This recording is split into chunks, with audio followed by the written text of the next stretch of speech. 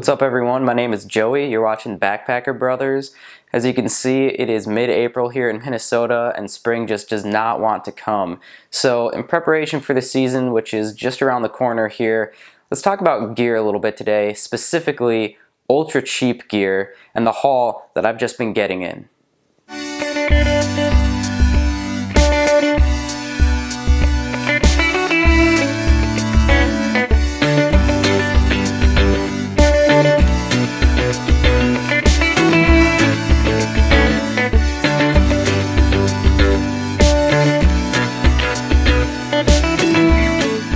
So this is an idea that I got a few months ago when I was in a Walmart and I wandered into the camp section and I realized that they had all this really cheap gear in there, and it kind of made me curious. I mean, is this gear actually any good? Is it kind of junk? Or is it somewhere in the middle? You know, when you're brand new to backpacking, you're maybe just curious about it, you think you would like it, you're not sure, you've never done it before. You know, you might not really be wanting to drop hundreds of dollars on expensive gear just to go try it for the first time. Beyond that, even if you know you're going to like it or you're really interested in backpacking, you still might just not have the means or the funds at the time to go do that and to drop those hundreds of dollars. So I decided to sort of challenge myself to go research all over online in stores, identify some gear that's really at the lowest price points, and then actually buy that gear and go test it out. So today we're going to be looking at the gear that I chose. I'm going to tell you why and how I did that, and we're going to just sort of talk about some first impressions as I get these things in. So before we actually jump right in and talk about the gear itself, let's talk about the 6 guidelines that I set for choosing which gear to buy online. First things first, budget, $200. That's a pretty ambitious budget in my opinion, because you know, you can go buy a pack for more than $200 if you want and nothing else. We're talking about $200 for just about everything you need. The only thing that I excluded from that $200 budget was clothing. Clothing, it's just such a personalized thing. It's really hard for me to pick something that's going to be useful to any viewers here. So number 2, must be 3-season capable. I want this gear to be something that you can use in spring, summer, and fall. Obviously winter, that's sort of a whole nother realm. You need a lot of other gear for that. And I don't really recommend winter camping for beginners. But 3-season capable, so that means you know, it can deal with different types of weather. It can go down to a temperature of, you know, something in the 30s at night, those sorts of things. Number 3, must be from a non-sketchy retailer. So that sort of excluded like eBay. I'm not going to go on Craigslist. I'm not going to go to just some sort of random manufacturer site.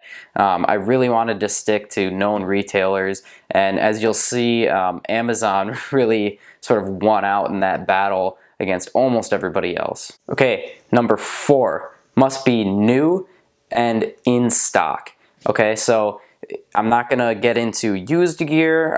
That's a whole nother thing. We're going to just talk about buying it brand new, and obviously it has to be in stock because you need to be able to buy it and get it, right, and rely on when you can have it. Number 5, must have some decent reviews. I think buying something where you can actually read some reviews on it and there's more than like 1 or 2 reviews, right? That's a really good indicator of, is this going to be decent or not? So, you know, decent reviews, decent amount of reviews. And the final criteria, number 6, is that if I could, I would try to do things like get gear that has flexible sizing, you know, unisex if possible. Obviously, I'm a male, but I want this to be relevant to females as well. And then the other part of that is trying to prioritize pieces of gear that could be shared between 2 people. So for example, a 2-person shelter or a cook system that can feed 2 people, because I think that as a beginner, you're not really going to want to be going out there alone. I don't recommend going out there alone. And also, it's kind of a good way to share the cost and the weight burden when you're on the trail.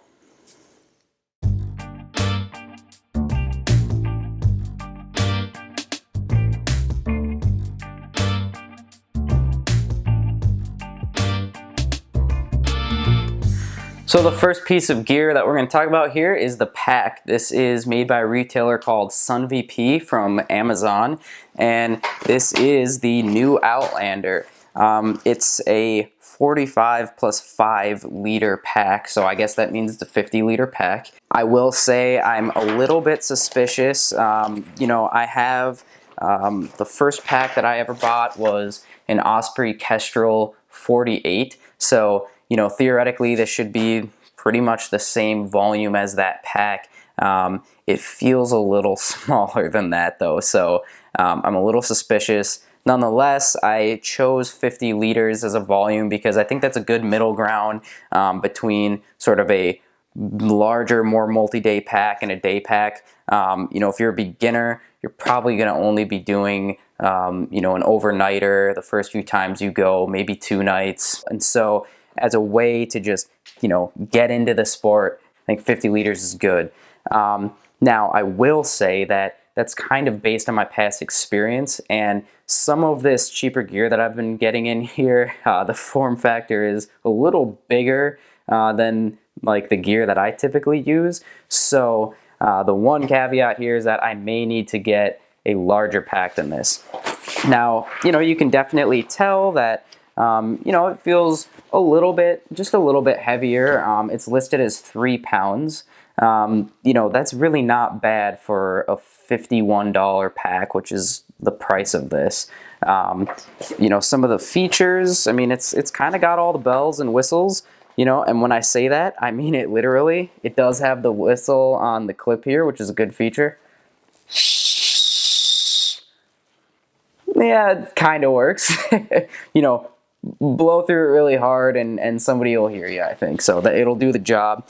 You know, they're kind of trying to do this trampoline thing on the back here, like Osprey. You know, not quite as form-fitting to the back, I will say, but I think it will do the job of keeping the pack sort of off your back a little bit and letting some air back here, and that's the main thing. You know, these hip belts, you know, pretty decent padding here. I will say they are pretty stiff on the edges here. You know, they might dig into the hips a little bit. We'll see. Some of those things, though, you know, I'll really just have to do at least one trip and be adjusting everything as I go. It's kind of hard because packs fit everybody a little differently. However, you know, like I say, I think this could be a good option, and usually there's a lot of adjustability, and this pack is no exception. It's got all the right adjustments. You know, again, features. It's got hip pockets here. That's great to have. You know, the water bottle holders on the side here, these mesh pockets, they're a little smaller, a little tighter. So, you know, you might have to get some kind of specific water bottles you can put in there. One of the other features that I actually like about this pack, which is why I was, you know, able to justify the $51, which is one of the more expensive pieces of gear on this list, right, is that it comes with a pack cover. And I think that that's a vital thing to have. Like I said, you know, 3 season, that includes seasons where it's going to rain. So you've got to be prepared for all of those conditions. So I think, you know, having a pack cover, that's fantastic. It's going to keep your things dry when it rains, and it's going to allow you to go out and be prepared for any type of weather. So really nice feature that it comes with that.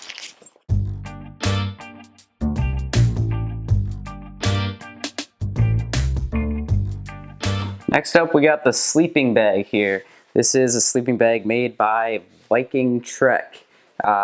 So this thing costs about $20, which is pretty cheap for a sleeping bag.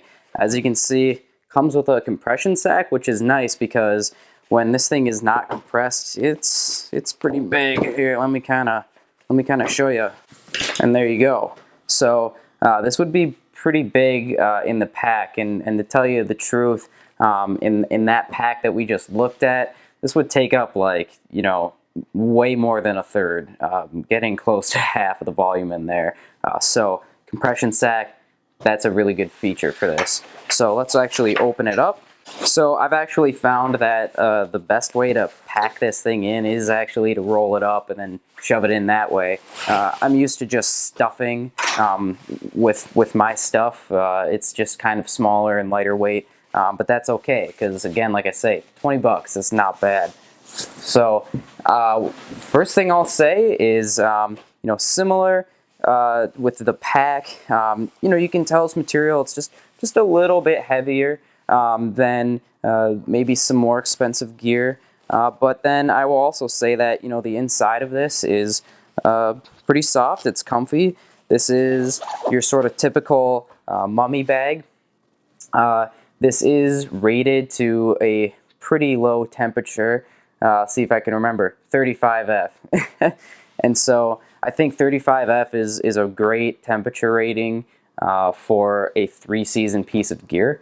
Looks pretty roomy as well. This is probably a little bigger and wider. This should fit even somebody who's taller, I think. So yeah, I think this actually is going to work pretty well. I'm optimistic about this.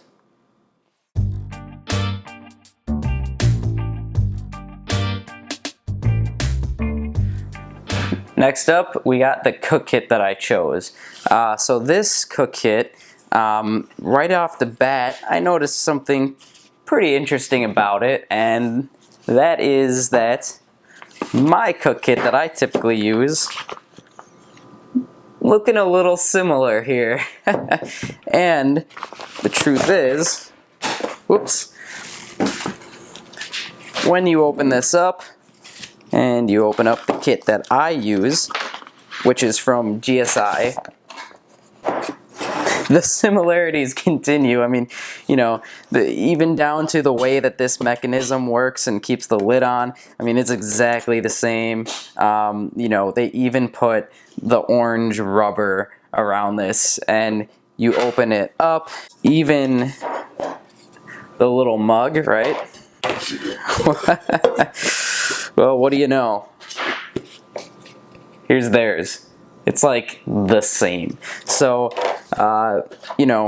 no shame in saying that this is, without a doubt, a total knockoff of GSI. I will say GSI, they make really great stuff. I love my cook kit, but, it's not a cheap one. So, anyways, this is made by a company called Ozark Trail, and Ozark Trail is basically a Walmart licensed brand name, something like that. So no doubt this came from China. Regardless, I'm kind of impressed. This is pretty big, right? This is a lot bigger, as you can see, than my typical cook kit here. But again, that kind of means that this is something that's going to be really good for 2 people, and it even comes with quite a lot here. I mean, you've got a large bowl here and a large mug here. This has measurements on the side, which is great. And then you've got the same thing over here, and these ones are black, different color. You can tell whose is whose. So this is a really nice looking kit for 2 people. It looks like this pan might be Teflon coated, which means it's non-stick, which is what my GSI is as well, and I've found that to work pretty well. I'm optimistic for this one. Comes with 2 sporks too. Pretty cool.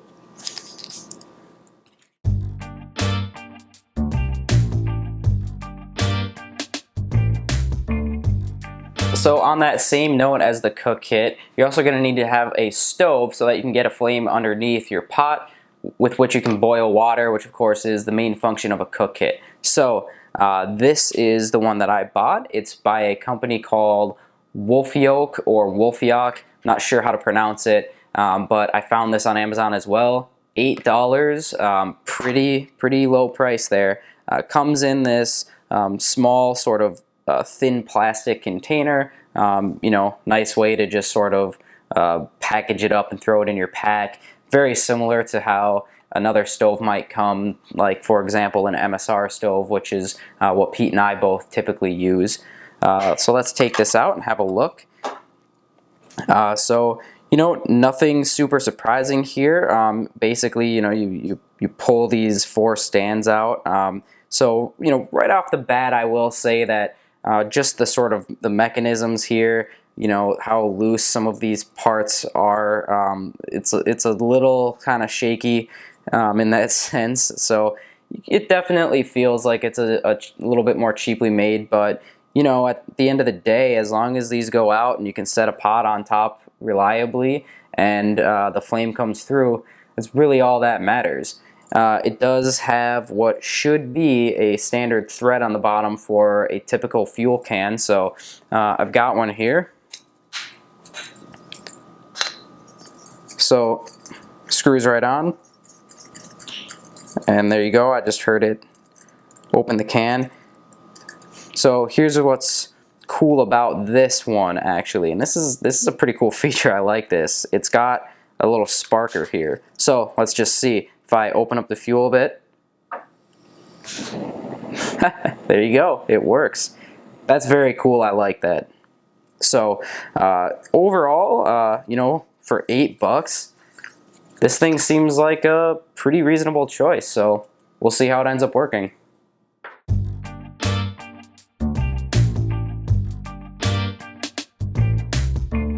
So even if you can boil water, you know, you have to have some type of water purification system.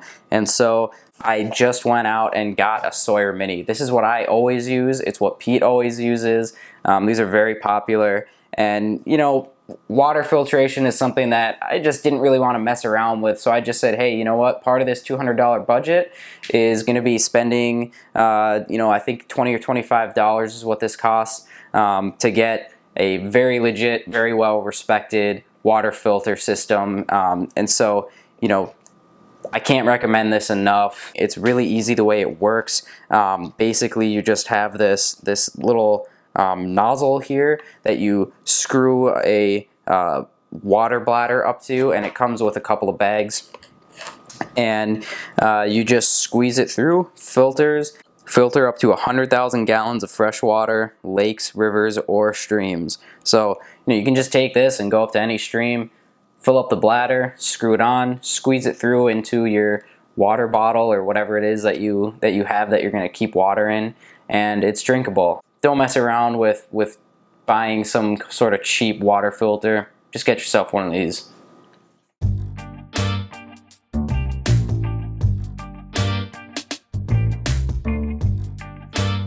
So you're also going to need to have some kind of light source when you're out there, because, you know, as soon as the sun goes down, you're not going to be able to see. Even if you have a fire or something, you need something that is a reliable light source. So obviously any type of flashlight, something that, you know, you have already that works, that's fine.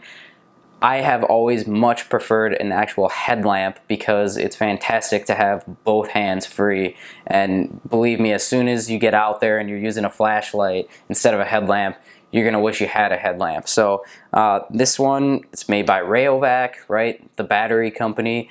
So I think that there's probably very little risk in how well this is going to work. They're pretty simple devices. It's a bunch of LEDs and some AAA batteries. So pro tip is to always bring extra batteries. But yeah, this thing was like $6 on Amazon, and it's probably going to work fine. So definitely recommend getting yourself a solid headlamp.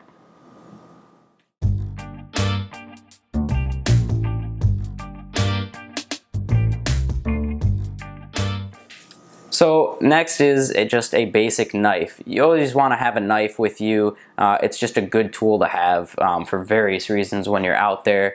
You know, if you need to carve something, cut something, you name it, right? A knife is just a really good universal tool to have. So I picked this one because, you know, again, like I say, decent reviews, really low price.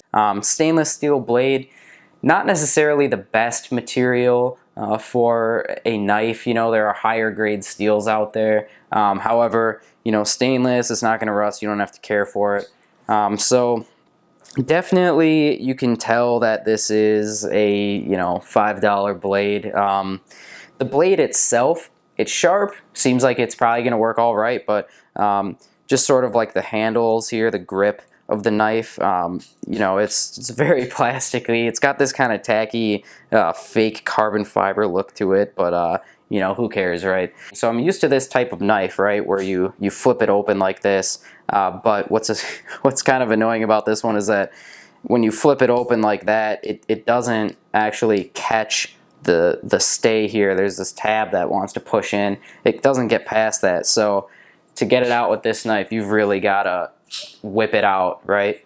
Now the stay is there. Getting it back in is kind of hard because now you really got to push that stay back in. But nonetheless, you know what? The thing seems to function, and at $5, you know, not a bad looking buy.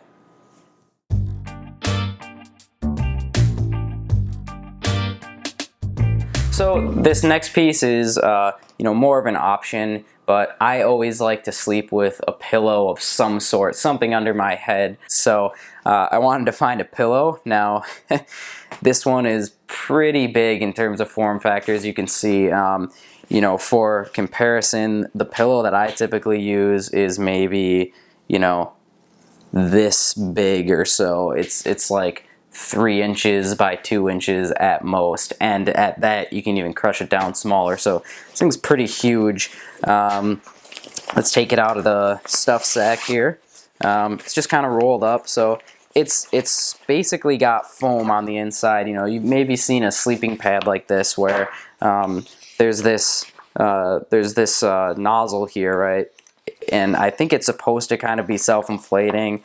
It doesn't really do it, but we'll blow it up here. So it's no surprises here, right? I would say this material is a little tough. You might want to like put a piece of clothing or something over it. Maybe even just a pillowcase if you want to bring that. That can probably pack pretty small, but yeah, you know, it feels like it'll be fine. It'll do the job. There's some foam in there. It should insulate decently well, and if you're looking to have a decent amount of comfort, this could be a good option. So we'll see how it works.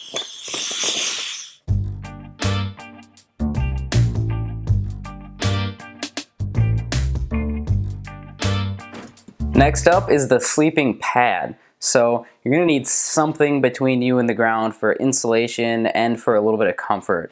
So a typical closed cell foam sleeping pad I thought would be the way to go. Now this one is not really what I would call a ultra cheap pad, because I did find pads out there for like $6-7.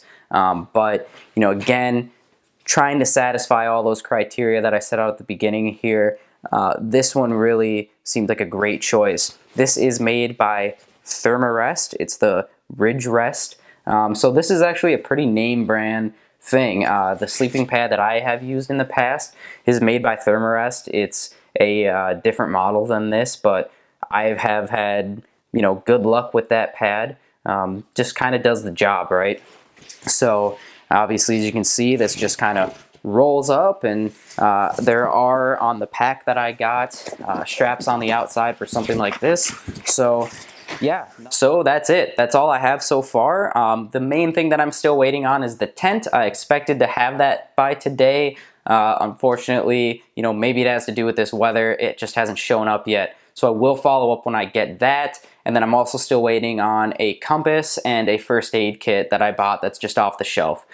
So, you know, when those things come in, I will follow up. The final piece of gear that I'll mention too that I'm not really covering here is just a means to start a fire with. You can just buy a lighter at the gas station for $1, so not a big deal there. When the weather gets nicer out here, I do plan on taking this gear outside, sort of packing up the pack, trying it on, setting up the tent, things like that. And then of course, you know, I'm going to leave my typical gear behind, take this stuff and do an actual overnight backpacking trip with it and an in-depth review, and that's sort of going to be the culmination of all of this. In the meantime, I'm really curious to know what you guys think. I mean, do you think I'm going to like this stuff? Do you think it's going to work? Do you think it's going to be, you know, uncomfortable, or it's going to, you know, get damaged really quickly or anything like that? Do any of you have any experience trying out some, you know, really sort of lower priced gear versus very highly priced gear? I'm I'm really curious to know, what are you guys' thoughts? What are your predictions? I think I have some of my own predictions, but I'm going to keep them to myself until later because I don't want to introduce any bias to this. Until then, stay tuned.